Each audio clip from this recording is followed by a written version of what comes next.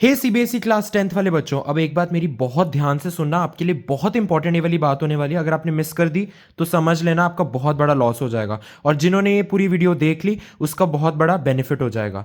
जैसा कि आप सभी जानते हैं, हर साल हम एक pre board question paper release करते हैं। सिमिलरली इस साल भी 2023-24 यानी आप बच्चे जो 2024 में अभी बोर्ड एग्जाम देने वाले हो फरवरी में और मार्च वाले टाइम में, उस ड्यूरिंग दैट ड्यूरेशन, उन्हीं के लिए ये वीडियो बहुत ज़्यादा ज़रूरी है। बिकॉज अगर ये सेम क्वेश्चन आपके एक्चुअल बोर्ड एग्जाम में आए, और एक्चुअल बोर्ड एग्जाम में तो आएंगे ही आएंगे, साथ ही आपके प्री बोर्ड में भी हेल्प करेंगे, तो स्कूल वाले में जो होता है, जो स्कूल में आपका कंडक्ट करवाया जाएगा, तो अगर ये सेम क्वेश्चंस आपके एक्चुअल बोर्ड एग्जाम और प्री बोर्ड में आए ना, तो फिर बाद में मुझे मत कहना सर आपने वीडियो में सारे क्वेश्चंस करवाए थे, हमने मिस कर दिया। काश, फिर ना बाद में रिग्रेट्स ही होते हैं कि काश हमने वीडियो देख ली होती तो हम ये कर पाते, ये क्वेश्चंस तो हमें पहले से आते। बिकॉज ये क्वेश्चंस बहुत ज्यादा इंपॉर्टेंट है, और आप हर बारी का रिकॉर्ड देख लो, हर साल हम ऐसा क्वेश्चन पेपर रिलीज करते हैं, उनमें से मैक्सिमम क्वेश्चंस आपके एक्चुअल बोर्ड एग्जाम में आते हैं। तो चलिए शुरू करते हैं with the part 2। I hope so आपने पार्ट 1 देख लिया होगा, अगर नहीं देखा तो पहले वो देखो और उसके बाद इस वीडियो पे आना। तो चलिए शुरू करते हैं। तो चलो डिस्कस करते हैं पहला question, that is the 6th one. First 5 हमने पार्ट 1 में डिस्कस किए थे, अभी पार्ट 2 की बारी है। Which of the following methods is used to extract aluminium from its oxide ore? आपके ऑप्शंस है रोस्टिंग, कैल्सिनेशन, इलेक्ट्रोलिटिक रिडक्शन या फिर heating with carbon as reducing agent. अब ध्यान से समझो, पहले ना एमसीक्यू को ध्यान से पढ़ो और इसको डिकोड करो। एल्यूमिनियम मेटल को एक्सट्रैक्ट करना है फ्रॉम इट्स ऑक्साइड ओर, यानी हमारे पास है Al2O3 और इसमें से हमें चाहिए एल्यूमिनियम। तो कौन सा मेथड आप यूज करोगे? अब देखो, दो तो डायरेक्टली एलिमिनेट कर सकते हो आप। सबसे पहला रोस्टिंग। रोस्टिंग कब होता है? जब हमारे पास कौन सी ओर्स होती हैं? सल्फाइड ओर्स होती हैं। तो ये तो सल्फाइड नहीं है, ये तो ऑक्साइड ओर है, और सल्फाइड ओर्स को में से जब मेटल्स को हम एक्सट्रैक्ट करते हैं तब रोस्टिंग का इस्तेमाल करते हैं, तो ये तो डेफिनेटली नहीं हो सकता आंसर। Similarly calcination. कैल्सिनेशन कब होती है? जब हमारे पास होती है कार्बोनेट ओर, लेकिन हमारे पास यहाँ पे ऑक्साइड ओर है, तो इसलिए कैल्सिनेशन भी आप इजीली एलिमिनेट कर सकते हो। बात आती है अगर heating with carbon as a reducing agent. हाँ, ये बिल्कुल सही बात है कि जब हमारे पास ऑक्साइड ओर्स होती हैं तब फाइनली उसमें से एलिमेंट्स को एक्सट्रैक्ट किया जाता है using carbon, because it acts as a reducing agent. लेकिन carbon helps in extracting only those metals of medium reactivity. Carbon सिर्फ उन्हीं के साथ रिएक्ट करता है। लेकिन अगर मैं बात करूं एल्यूमिनियम की, aluminium is a metal of high reactivity, और ये आपको पता होनी चाहिए reactivity series, potassium, sodium, calcium, magnesium, aluminium, ये सारे हाई रिएक्टिविटी वाले मेटल्स हैं। और जैसे ही आपको समझ में आ गया ये हाई रिएक्टिविटी वाले मेटल्स हैं, तो डायरेक्टली आंसर आपका आ जाना चाहिए इलेक्ट्रोलिटिक रिडक्शन, यानी electrolysis of their molten chloride और ऑक्साइड ओर्स। तो इलेक्ट्रोलिटिक रिडक्शन डायरेक्टली आपके दिमाग में आना चाहिए। So C option is the right answer. अब बारी है नेक्स्ट क्वेश्चन की। Given below are the electronic configurations of some metals, which of the following metals oxide reacts with both HCl as well as NaOH? देखो, इस एक question में उसने बहुत सारे कंसेप्ट्स आपके टेस्ट किए हैं। सबसे पहली बात, ऐसा कौन सा मेटल ऑक्साइड्स होते हैं जो both acid as well as base के साथ रिएक्ट करते हैं? ये एसिड है ना, हाइड्रोक्लोरिक एसिड, ये बेस है सोडियम हाइड्रोक्साइड। ऐसे कौन से दो ही मेटल के ऐसे ऑक्साइड्स होते हैं जो both acid as well as base के साथ रिएक्ट करते हैं? पहला होता है हमारे पास जिंक, और दूसरा होता है हमारे पास एल्यूमिनियम। ये N है, ठीक है, जिंक और aluminium, zinc oxide, aluminium oxide. और ऐसे ऑक्साइड्स को हम क्या कहते हैं? एम्फोटेरिक ऑक्साइड्स कहते हैं, राइट?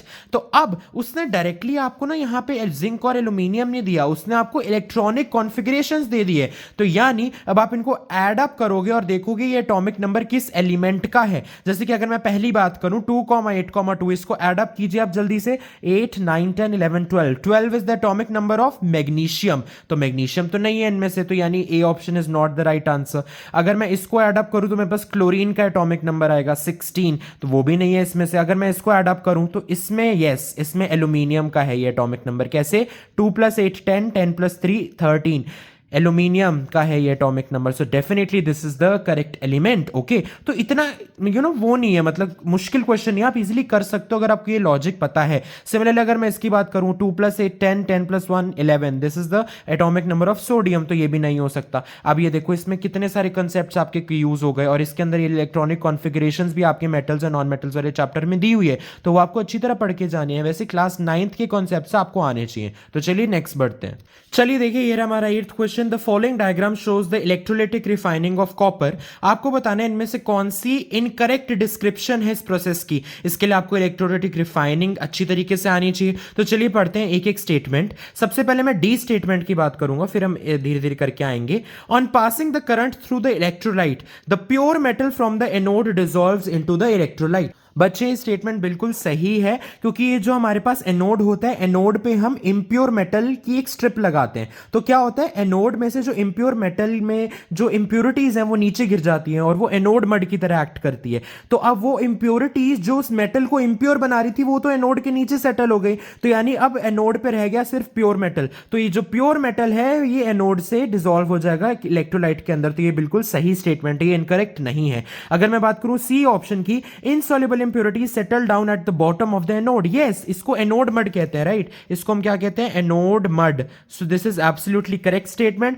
अगर मैं बी स्टेटमेंट की बात करूं, the pure metal from the electrolyte is deposited on the cathode. बिल्कुल सही बात है। अभी तो एनोड में से इंप्योरिटीज गिर गई एज एनोड मड, तो अब एनोड पे सिर्फ प्योर मेटल रहा। एनोड से प्योर मेटल इलेक्ट्रोलाइट में गया। अब इलेक्ट्रोलाइट में से प्योर मेटल कहां पे डिपॉजिट हो जाएगा? कैथोड पर। क्या बात समझ में आती है? तो ये स्टेटमेंट भी बिल्कुल सही बात है। और वैसे भी आप सोच के देखो, कैथोड पे क्या होती है, मैंने आपको एक हिंट भी दी है। सीआरवी गाड़ी सुनी है, तो सीआरवी से आप याद रखो कैथोड पे हमेशा रिडक्शन होती है, और रिडक्शन का मतलब होता है gain of electrons, gain of electrons. तो ये जो प्योर मेटल है it is in the form of ions, तो ये कैथोड पर जाएगा, वहां पे ये इलेक्ट्रॉन को गेन करेगा और प्योर मेटल यहां पे डिपॉजिट हो जाएगा। ठीक है जी। और अगर मैं बात करूं ए स्टेटमेंट की, ये गलत स्टेटमेंट है और इसलिए ये हमारा आंसर है, बिकॉज उसने इनकरेक्ट पूछा था। ये आपको ध्यान से पढ़ना है, उसने इनकरेक्ट पूछे या करेक्ट।